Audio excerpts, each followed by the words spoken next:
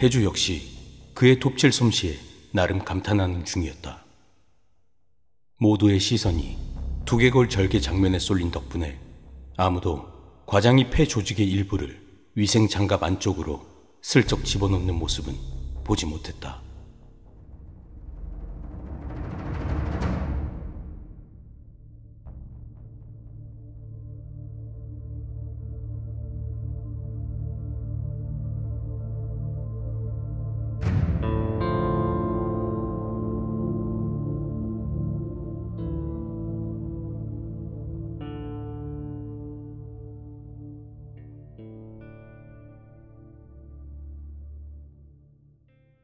과장과 해주 일행은 막사 앞에 서서 서로의 견해를 이야기하고 있었다. 뒤로는 걸레가 되다시피 갈갈이 찢겨진 시체를 화생방 복장을 한 군인 둘이 들것에 실어 옮기고 있었다. 난 도저히 모르겠어. 부검팀장이 맥이 풀린 목소리로 말했다. 나머지 3명도 난감하기는 마찬가지였다. 보건부 관리야 어차피 의학적인 전문가도 아니고 부검에 직접적으로 기여한 바도 없었기 때문에 병의 원인에 대해 이렇다 말할 처지가 아니었지만 해주와 과장은 적지 않게 당황했다. 워낙에 짧은 부검 시간 탓에 자세히 연구를 해볼 수도 없었지만 그렇다 해도 전혀 사인을 짐작할 수가 없었다. 외부의 원인균에 의한 사망일까요? 해주가 말을 꺼냈다. 과장 역시 어떠한 결론도 내리지 못하고 서 있었다. 모든 가능성을 열어둬야겠지. 바이러스든 혹은 화생방 테러에 의한 것이든 뭐든.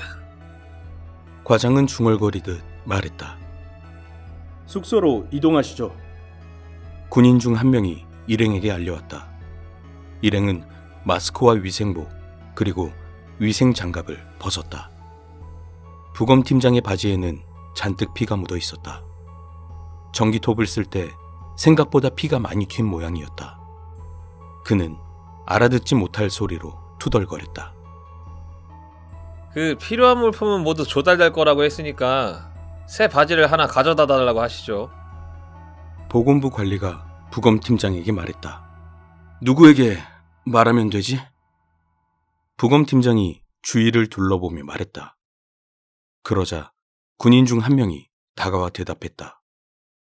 제게 말씀하시죠. 제가 연락해 놓겠습니다. 그럼 우리 모두 갈아입을 옷이 필요하니까 일단 옷을 좀 가져다 달라고 하죠. 신체 사이즈는 어떻게 되십니까? 군인이 물었다.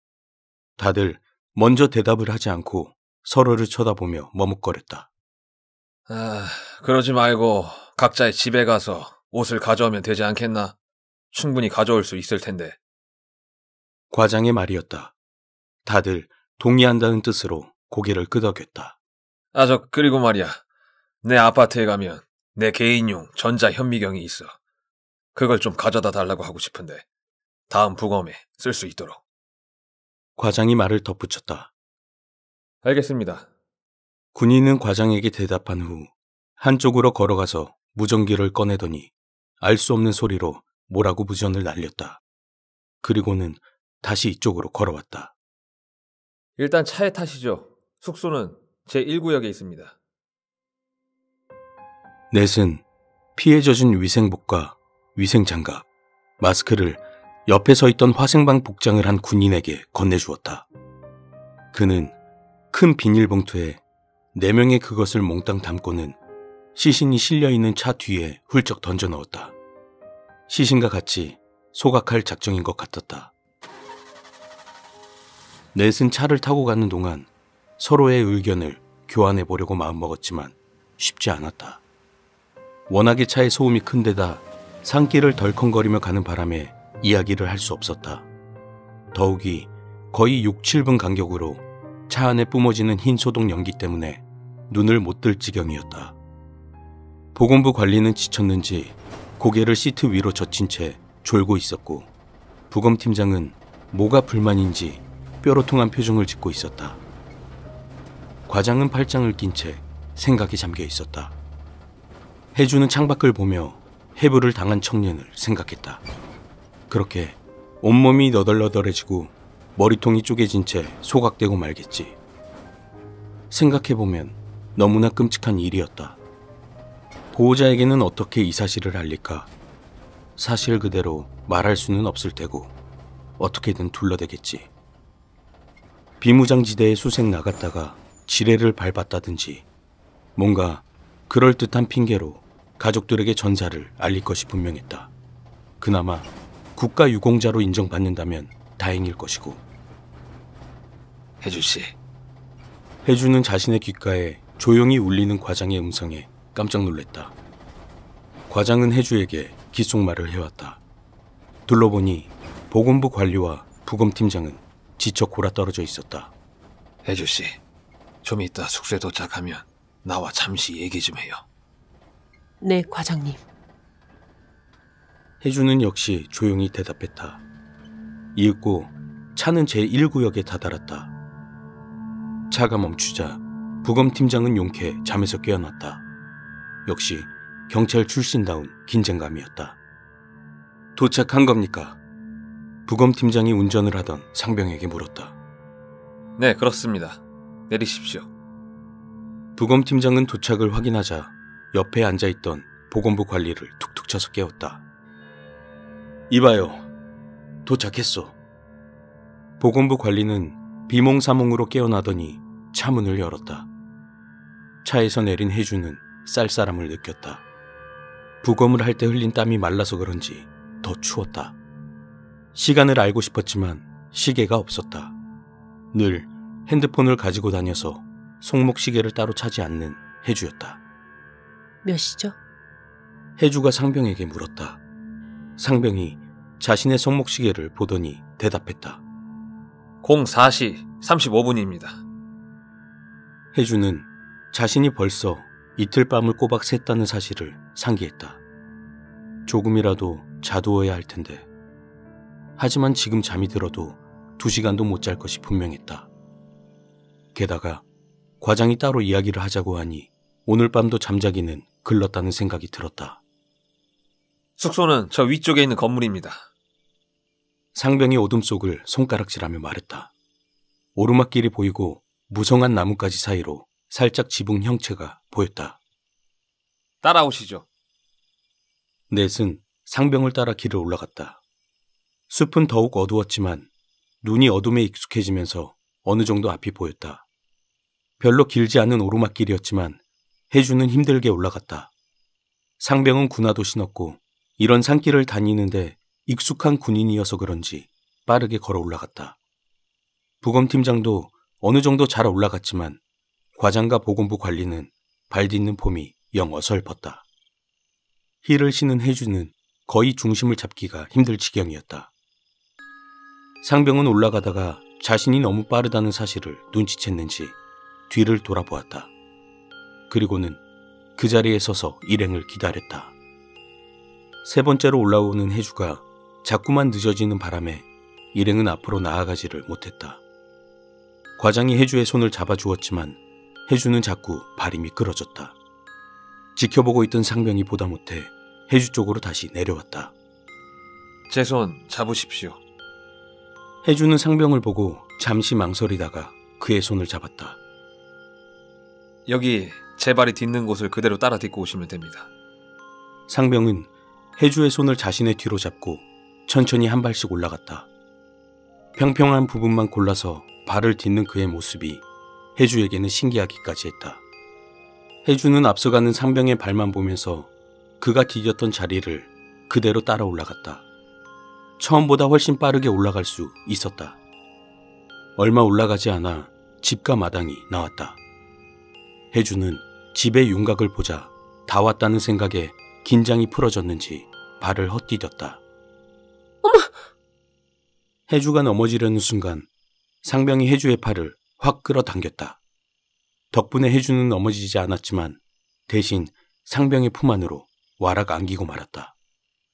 혜주는 중심을 찾고는 황급히 상병의 몸에서 떨어졌다. 고마워요. 혜주는 겸연쩍게 말했다. 아닙니다. 상병도 뭐가 부끄러운지 혜주를 쳐다보지 못하고 대답했다. 상병을 포함한 일행 5이 마당으로 들어서자 한쪽에서 검은 그림자 둘이 퍼뜩 일어나는 것이 보였다. 혜주는 순간 깜짝 놀랐지만 자세히 보니 일어선 그림자 쪽이 더 놀란 것 같았다. 뭐야 이 새끼들아! 상병의 입에서 고함이 터져나왔다. 혜주는 좀 전보다 놀라서 움찔했다. 충성! 일어선 두 명의 그림자가 황급히 상병을 향해 경례를 붙였다. 그러면서 한쪽 발로는 담배를 비벼 끄고 있었다. 보초 안 서나? 총은 어쩌고? 상병이 무섭게 쏘아붙였다. 보초 두 명은 옆에 내려놓았던 총을 황급히 들고는 주섬주섬 어깨에 걸쳤다. 너희 개새끼들 내일 아침에 두고 보자. 알겠어? 상병이 무섭게 소리를 질렀다. 네, 알겠습니다. 보초 두 명이 잔뜩 긴장한 목소리로 대답했다. 혜주는 상병이 친절한 군인이라고 생각했던 것을 고쳐먹었다. 그도 군인이기 때문에 어쩔 수 없이 무서운 사람이 되는 것일 수도 있겠지. 이분들 주무실 수 있도록 해드려. 네, 알겠습니다. 상병은 그들을 다시 한번 쏘아보고는 먼저 왔던 길을 되돌아 내려가 버렸다. 충성! 두 명은 내려가는 상병을 향해 받아주지도 않는 경례를 했다. 상병의 모습이 완전히 사라지고 나자 둘의 한숨소리가 들려왔다. 우린 어디서 자는 건가? 과장이 어색한 분위기를 깨고 물었다.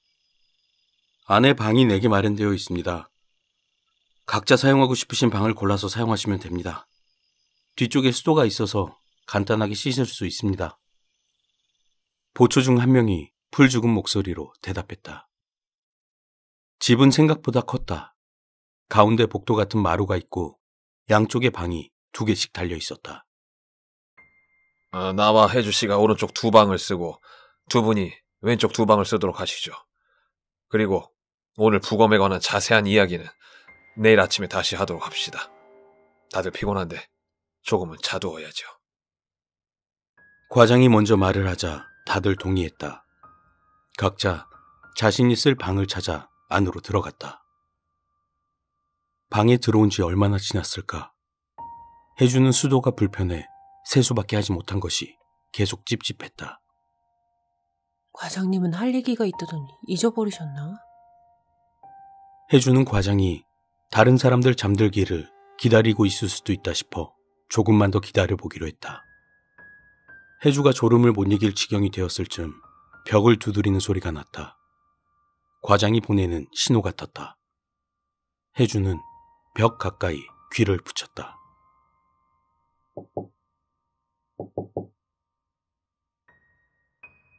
혜주씨. 희미하게 과장의 목소리가 들렸다. 네. 혜주씨, 이쪽으로 좀 건너오겠어요?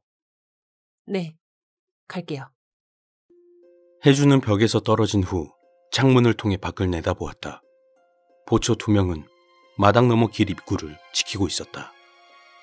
혜주는 조용히 방문을 열었다. 조심스럽게 마루를 지나 과장의 방문을 열었다. 과장의 방에는 불이 켜져 있었다. 창문이 보초들 반대편으로 나 있어 보초들은 과장의 방에 불이 켜져 있는지 알 수 없었다. 과장은 책상에 앉아 뭔가를 하고 있었다. 혜주가 들어서자 과장은 책상 옆에 빈 의자를 권했다. 일단 앉아요. 보여줄 게 있으니까. 혜주는 과장의 옆에 앉았다. 책상 위에 놓인 것은 슬라이드 글라스에 끼워진 폐 조직의 표본이었다. 과장님, 아까 시신에...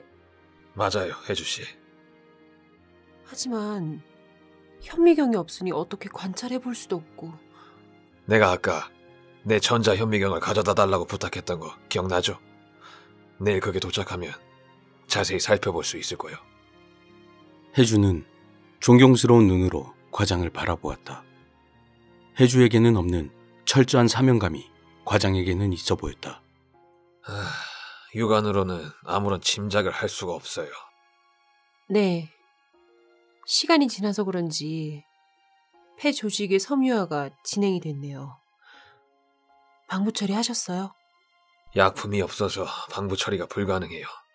내일 안에 현미경이 도착하지 않으면 애써 만들어 놓은 게 썩어버릴지도 몰라요. 그렇겠네요. 이번 사태에 대해서 어떻게 생각해요, 혜주씨? 과장이 혜주에게 막연한 질문을 던졌다. 글쎄요. 중요한 일이죠. 어떻게든 원인을 밝혀야겠죠. 그냥 중요한 일이 아니요. 과장은 심각한 표정으로 입을 열었다. 국가에 운명이 걸린 문제요. 혜주씨도 이 나라에서 살고 있지만 이 나라는 50년도 안 되는 짧은 기간 동안 순식간에 발전해온 나라요. 그만큼 치명적인 약점도 많이 지닌 나라이고 이런 사소한 변수 하나가 자칫 나라를 나락으로 빠뜨릴 수도 있어요. 그렇게 된다면 우리 모두가 공멸하는 거예요. 공멸이라 섬뜩했다. 어쩌면 아까 전 해부했던 그 청년처럼 우리 모두 죽을 수도 있다는 사실. 혜주는 갑자기 추워지는 것 같았다. 물론 전 국민이 전염병에 걸려 죽을 가능성은 별로 없었다. 이미 의료 제도가 충분히 발달하였으므로. 하지만 만일 이 사태가 외부로 유출되어 국가의 경제가 파탄으로 이르게 된다면 그 발달한 의료 혜택조차 몇몇 돈 많은 이들의 몫이 되어버리고 말 것이다. 지금도 얼마나 수많은 의약품과 의료기기들이 외국에서 비싸게 수입되고 있는가. 경제가 파국으로 치달을수록 이번 사태는 최악의 상황으로까지 전개될 가능성이 높았다. 우리가 이번 사태를 수습하지 않으면 안 돼요. 우리가 실패하면 모두가 실패하는 거예요. 알겠습니다, 과장님. 혜주는 새삼 비장한 과장의 말에 수긍을 했다. 하지만 전 너무 괘씸하다는 생각이 들어요. 이미 1차 팀이 들어와서 전원 사망했다는 얘기를 왜 우리한테 하지 않은 걸까요? 우린 속은 거예요. 그들이 그 이야기를 했다면 누가 여기에 오려고 했겠어. 혜주는 순간 과장이 부처님이나 예수님이 아닐까 생각했다. 이토록 쉽게 자신의 목숨을 내던지고 국가적 사명을 위해 일을 할 수 있는 사람이 과연 몇이나 될까. 더불어 혜주의 머릿속에 다시 한번 떠오른 의혹이 있었다. 과장은 이미 모든 것을 알고 있었던 게 아닐까. 이미 모든 것을 알고 여기에 들어온 게 아닐까. 혜주는 망설였다. 물어봐도 될까? 물어본다 한들 과장이 사실대로 대답을 할까? 당연히 부인을 하겠지. 과장님, 혜주는 작심을 하고 입을 열었다. 내일이라도 과장이나 혜주 중 한 명이 죽어버린다면 어쩌면 지금이 마지막 기회일 수도 있었다. 네, 혜주씨. 혹시 이건 제 짐작인데 과장님은 모든 걸 알고 이곳에 오신 건가요? 어쩐지 과장이 사실을 이야기해 줄 것 같은 기분이 들었다. 일이 이 지경이 된 마당에 숨길 건 또 뭐가 있겠는가. 과장은 아무 말 없이 혜주를 바라보았다. 고민하는 듯 눈빛이 흔들렸다. 사실대로 말해주겠어요. 과장은 혜주의 눈을 똑바로 보면서 입을 열었다. 내 계급은 중령이요. 과장의 첫마디는 충격적이었다. 물론 그 뒤로 이어진 과장의 이야기도 충격의 연속이었다. 난 이미 2차례나 이런 종류의 작전에 파견된 적이 있어요. 2차례 다 성공적으로 임무를 완수했어요. 네? 혜주는 입을 다물지 못하고 과장의 이야기를 들었다. 난 민간인의 생활을 하면서 국가 비상사태에는 군의관으로 차출이 됩니다. 그런 사태는 주로 생명을 걸어야만 하는 위급한 상황이요. 상황을 성공적으로 수습하는 대가로 내가 받는 보상은 엄청납니다. 가령 내가 사회에서 성공시킨 수많은 수술들은 이미 군 내부에서 먼저 성공한 수술들이요. 특수한 인물들을 살려놓기 위해 군에서는 실험적인 수술들도 곧잘 이루어지거든. 그렇다면 사회에서 이루어진 그 엄청난 업적들이 모두 국가 권력과의 담합하에. 해주는 순간 배신감까지 느끼며 과장을 쳐다보았다. 한편으로는 과장이라는 존재가 더욱 거대한 산으로 다가왔다. 만일 오늘의 이 순간이 없었다면 해주는 영원히 과장의 벽을 넘지 못한다는 자괴감에 평생 시달렸을지도 모를 일이었다. 담합이라는 표현은 좀 듣기 거북하군요. 혜주씨가 국가와 나의 관계를 뭔가 더러운 밀거래의 관계로 받아들일지는 모르겠지만 난 그렇게 생각하지 않아요. 난 국가를 위해 언제고 목숨을 바치고 국가는 그 대가로 나에게 수많은 기회와 충분한 명성을 안겨주었어요. 그리고 난 언제고 다시 국가가 나를 원한다면 달려올 수 있어. 지금처럼. 과장의 말에 해주는 자신의 생각이 너무 편협했다는 생각을 했다. 그런데 과장이 자신을 끌어들인 이유는 뭘까? 왜 이런 위험한 임무에 자신을 끌어들였을까? 해주는 다시 과장에게 물었다. 왜 저한테 함께 오자고 한 거죠? 혜주씨가 학부생 시절에 쓴 글을 우연히 읽었어요. 반드시 폐암을 정복하고 말겠다는 그 글. 난 혜주씨가 뭔가를 해낼 만한 의사라고 확신했어요. 재능뿐만 아니라 열정도 가지고 있으니까. 그렇다면 난 늙었어요. 국가도 나 같은 사람이 계속 필요해요. 혜주씨, 단순히 열심히 연구를 하고 열심히 수술을 하는 것만으로는 뭔가를 절대로 이루어낼 수가 없어요. 최소한 우리 사회에서는. 우리나라는 성장 단계부터 정부의 주도하에 모든 것이 이루어졌어요. 정확히 말하자면 군사정권이지. 그런 전통은 아직 사라지지 않았어요. 알게 모르게 사회 각 분야가 정부의 통제와 지원하에 굴러가는 거요. 만일 혜주씨가 나처럼 국가와 모종의 관계를 맺고 자신의 일을 한다면 내가 이룬 것보다 훨씬 큰 업적을 이룰 수도 있을 거라고 생각했습니다. 과장님, 해주는 과장의 말에 감동을 받았다. 그가 나를 이 정도까지 생각하고 있었다니. 이 일이 끝나면 내 후임으로 혜주씨를 추천할 생각이에요. 난 내가 혜주씨를 잘못 본 게 아닐 거라고 믿고 있습니다. 해주는 한참 말을 못하고 과장을 바라보았다. 어쩌면 이번 사태만 성공적으로 수습할 수 있다면 진정 어린 시절의 꿈을 이룰 수 있는 계기를 마련할 수 있을지도 모른다. 해주는 더 없는 불안감과 함께 그만큼의 기대를 느꼈다. 우선 지금은 방으로 돌아가서 눈을 좀 붙이도록 해요. 벌써 이틀을 꼬박 세운 걸 알고 있습니다. 네. 해주는 과장을 뒤로하고 방을 나섰다. 멀리 서 있는 초병은 꾸벅꾸벅 조는 듯해 보였다. 자신의 방으로 돌아온 해주는 따뜻한 이불 속으로 몸을 뉘었다. 해주는 혼란스러웠다. 과장의 느닷없는 배려가 과연 정당한 것일까? 과장의 뒤를 이어가는 것이 잘하는 일일까? 하지만 해주는 그 매력적인 제안을 자신이 거절할 수 없을 것임을 잘 알고 있었다. 어린 시절부터 꿈꿔온 그것을 이룰 수만 있다면 해주는 무엇이든 할 자신이 있었다. 암을 정복할 수만 있다면 이런 작전에 투입되는 것은 몇 번이고 다시 할 수 있을 것 같았다.